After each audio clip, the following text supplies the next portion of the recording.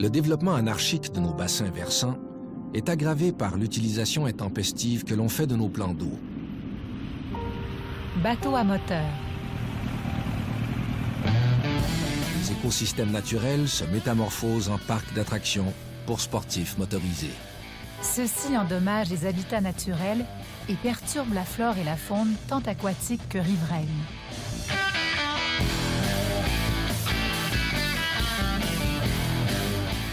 La navigation est de compétence fédérale et relève du ministère des Transports.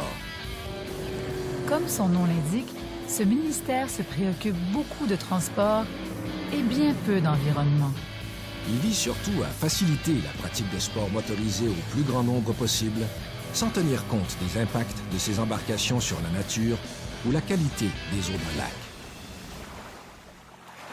Il n'y a pas de droit acquis à la pollution. Et je le pense franchement. Les pères de la Fédération canadienne, il y a 100 quelques années, n'ont jamais pensé que sur des plans d'eau, il y aurait des milliers de petits bateaux en fibre de verre qui pourraient aller à 100 000 à l'heure. Oubliez ça, là.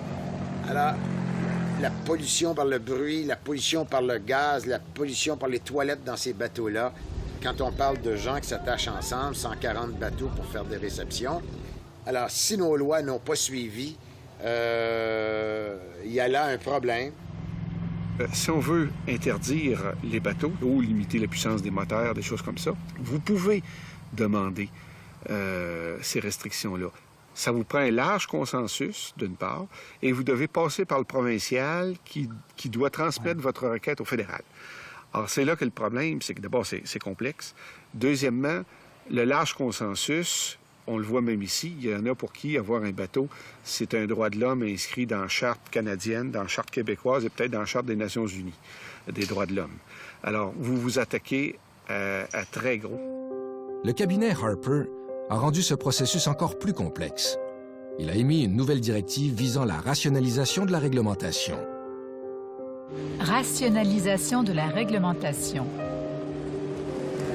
En pratique, cette directive rend presque impossible l'adoption de nouveaux règlements visant à restreindre ou interdire l'usage des embarcations à moteur. La rationalisation, c'est la navigation sans limite. Il y a plusieurs descentes publiques, alors un bateau peut descendre et puis de n'importe quelle grosseur, il n'y a aucune limite, aucune réglementation qui limite ça. Pas de limite non plus à la puissance des moteurs, à la hauteur des vagues. Pas de limite au nombre d'embarcations, et ce, quelles que soient les dimensions du plan d'eau.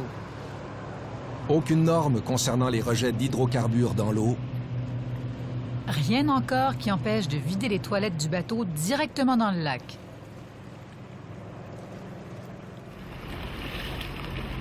Il y avait déjà des piscines à vagues artificielles. Il y a désormais des lacs à vagues artificielles. Ces dernières années, de nouveaux sports sont devenus à la mode. Le surf et la planche nautique ou wakeboard. Alors, le prochain participant, Denis Martin. On encourage, c'est lui qui a organisé ça avec ses partenaires.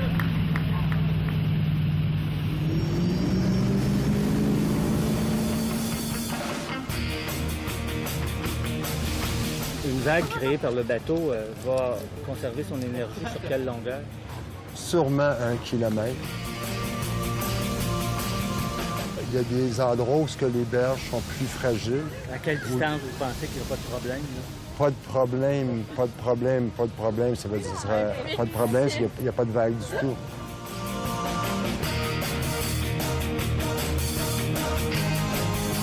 Il faut comprendre ce que tout le monde recherche. Plutôt que d'interdire, attitrer des places. Il y a de la natation là, de la voile là, de la pêche. Il y a tous ces sports-là ensemble. Ça ne peut pas se pratiquer à la même place. Si quelqu'un a une trip, un tube avec des enfants, on peut prévoir qu'ils vont tourner en rond et rentrer dans leur verre. C'est de l'éducation qui manque. C'est de l'éducation. Ce que propose Denis Martin est de transformer un lac naturel en un parc nautique, avec ni plus ni moins qu'un zonage du lac. Quel secteur va-t-on réserver pour les canards? De plus en plus, Moi, j'essaie d'avoir un angle phonique aussi sur un lac. Tu te demandes où la faune du lac peut se réfugier.